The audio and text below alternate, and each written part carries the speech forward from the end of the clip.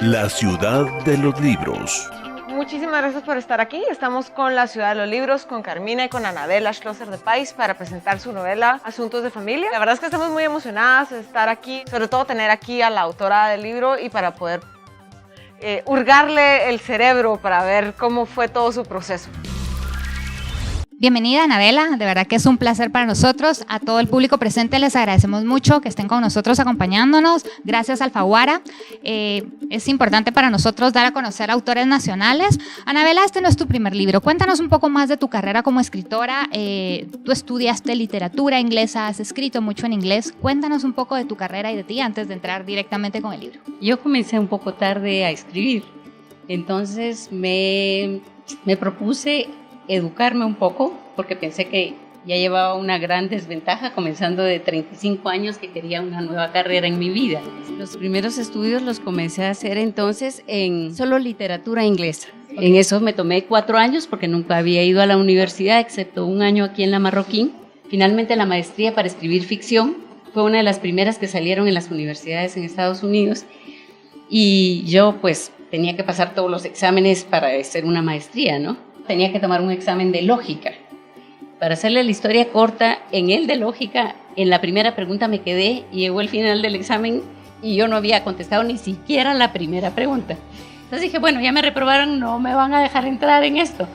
Pero afortunadamente el señor que me entrevistó para entrar a la maestría me dijo que los escritores no eran lógicos, que no importaba que hubiera sacado prácticamente 0. Entonces pude entrar y para mí eso fue el principio. El primer libro que hice fue el de la historia de el papá de mi esposo, de don Carlos Pais. Mi propósito fue que él ya contaba la historia de todos los hombres en su vida que lo ayudaron en su negocio. Yo quise contar la historia de todas las mujeres de su vida, comenzando con la prima, que ya era viejitísima cuando me la fui a encontrar, con la primera señora con la que había tenido un hijo, por supuesto con mi suegra, mi cuñada. Y pues traté de hacer una historia completa del hombre que era él, no solo en el sentido de negocio, sino en su vida privada. Y luego entonces mi esposo tenía una colección de ondas y me dijo, ¿por qué no hacemos un libro de ondas? Y por supuesto la que tuvo que hacer el libro era yo, pero él puso las ondas y me enseñó a amarlas y fuimos a buscarlas en todo el país. Entonces fue muy lindo porque ya no fue solo el libro de ondas, sino paramos escribiendo sobre los artesanos de Guatemala. Y eso fue lindo. Y luego vino la primera novela que escribí, que se llama Donde los perros se vuelven lobos. Yo viví en Estados Unidos y yo oía las noticias de Guatemala de lo que estaba sucediendo, ¿no? La forma como lo representaban los periódicos, yo sentía que ellos no entendían la complejidad del panorama nuestro aquí. Yo lo reduje, yo lo miraba como una guerra realmente civil de nuestro país. Y hablando específicamente de este libro, que es muy personal, se mira que se volcó muchísimo de sus sentimientos y de la historia de su familia. ¿Qué fue lo más difícil de escoger qué poner en el libro? Tenía desde hacía muchísimos años esta idea en la cabeza que quería escribir un libro sobre la vida del papá que me crió, o sea, mi padre adoptivo, porque sentía que era una vida de novela, ¿verdad? Sentía que realmente lo poco que sabía, que te juro que eran gotas, porque mis hermanos están de testigos que ellos descubrieron mucho de la historia de él a través de este libro.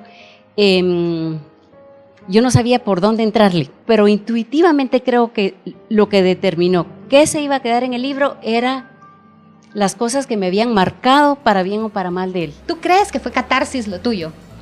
Pues mira, tal vez al final resultó como tal, pero ciertamente no comencé con esa idea para nada. Yo comencé con la idea que lo que es para mí fundamental para una novela es que sea una buena historia. Entonces yo, la verdad, oportunísticamente dije, la historia de mi papá es una historia buena que contar y yo la quiero contar. Pero yo ni sabía por qué lo quería contar, ¿verdad? Pero poco a poco, entonces dije, bueno, entonces tengo que averiguar muchas cosas que no sé. ¿Cómo le sacaste información? ¿Cómo llegaste a entender qué era lo que sentía en los momentos que narras? ¿Te lo dijo o lo pudiste hilar tú de las cosas que tuviste de él? Sí, eso lo tuve que hilar yo. Él no me lo dijo nada a mí. Pero mi papá no era cerrado, era totalmente abierto, era un hombre efervescente, pero no hablaba del pasado. Es como, dicen un pedacito, mi papá no tenía memoria, porque él solo vivía en el presente y pensando en el futuro. mucha ilusión y con mucho entusiasmo. Entonces, y muy intenso, todo lo que hacía era súper intenso. Él jugaba ahora, digamos, tenis, entonces tenía que hacer 5 horas de tenis hasta que venía gateando a la casa, ¿me entiendes? Él iba a Atitlán, entonces quiere darle la vuelta al lago de Atitlán remando. Era todo así, ¿verdad? No se conformaba con las cosas a medias. O sea que era muy intenso, muy alegre, pero en el sentido de él hablarnos de su pasado, jamás nos dijo nada. Toda la historia yo la tuve que ir armando de las fotografías que encontré, Claro. fotografías viejas que estaban ahí, Sí. y unos que otros papeles, como el papel de donde está el divorcio que está ahí, ese papel me lo copié tal cual, porque así ahí estaba, del divorcio entre su papá y su mamá, pero eran 3 o 4 cositas y se acabó. Yo de ahí tuve que armar el resto, haciendo un poco de research, leyendo un poco de la época, de cómo se sienten los alemanes al respecto de haber vivido en esa época. Quería comentar rápidamente un pedazo que me encantó porque me regresó a mi infancia. Es cuando al inicio del libro, que está con su abuela Cecilia, creo que era, su abuela Cecilia, que la pone en el vidrio con los calzoncitos en la tienda. Y el frío, es que fue impresionante. A mí se me transportó porque me recordé que de niña me pasaba. Me llevaban y me cargaban en el mostrador y ese frío. Te juro que no me había recordado de ese frío jamás y se lo agradezco muchísimo que lo haya puesto porque me regresó a mi infancia. Lo dudé tanto si lo ponía o no. Decía, es que es algo tan chiquito. Esa tienda de costura con una abuelita y una niña. Yo me imaginaba a un señor, ¿verdad? Comenzando a leer la novela y decía, ay, Dios mío, ¿y esto qué será? Entonces ya cerrarlo. Y como el reto es que no te dejen colgada en ninguna página, ¿verdad? Ahora, para nuestros lectores en la Ciudad de los Libros, tú has hablado mucho de la narrativa y eso es algo que entre nosotras discutimos muchísimo. Tú tienes una narrativa muy fluida. Es un libro que se lee muy fácil, es un lenguaje, como tú bien dices, amigable, pero eso es algo que al menos los lectores agradecemos. Hace que la lectura sea más amena, sea más corrida y que podamos introducirnos de una manera más fácil dentro de la historia. Yo generalmente no leo novela histórica, no es mi género, me gusta mucho la ficción. Lo que creo yo que tiene verdadero valor dentro de una novela es la forma en la que el autor lleva una parte de él o una parte de ella que es diría yo, confesional. Y eso sí existe en asuntos de familia. Me tuve que arriesgar, te digo la verdad. Y le tenía que escribir a mi sobrina que está en Stanford. ¿Crees que esto va a tener interés siendo una cosa tan mía, pues, verdad? Y ella me decía, sí, está muy emocionante esta niña, pues me tiene así como al borde del abismo de qué le va a pasar, aunque sea una cosa cotidiana, ¿verdad? Es una ficción porque realmente hay muchas cosas ahí fictivas, pero claro, la niña en gran parte soy yo. Pero si me voy a aventurar a hacer eso, primero tengo que darle algo al lector real, porque los lectores son re inteligentes y si les estás dando a tol con el dedo, te lo notan al instante. Entonces, si tú quieres hablar sobre algo, tienes que hablar con ello a fondo. Hay escenas dentro del libro que no son parte de la historia personal, como la escena del cerdo. Sí. Toda la criada del cerdo en la tina y que tenían que sacar al cerdito para poder bañarse y que después ya no podían sacarlo porque pesaba mucho. Que son de las cosas que a uno verdaderamente lo hacen meterse dentro de la cotidianidad de la familia. Sí. Y ahí es donde uno como lector ya se puede identificar. Sí. Y piensa, ay, pobre cerdito, y se está encariñando con el animal y se lo van a comer. ¿Y qué va a hacer? Esa escena, por decirte, mi papá es una de las pocas cosas que mencionó. Un día tuvimos que crear un cerdo en una bañera. Yo me caí cuando llevaba la olla de sangre y mi papá me dio una bofetada. Ahí se quedó. Entonces yo me tuve que, ¿verdad?, de esa realidad trasladarlo a la ficción, construir con eso la escena, claro. ¿Verdad?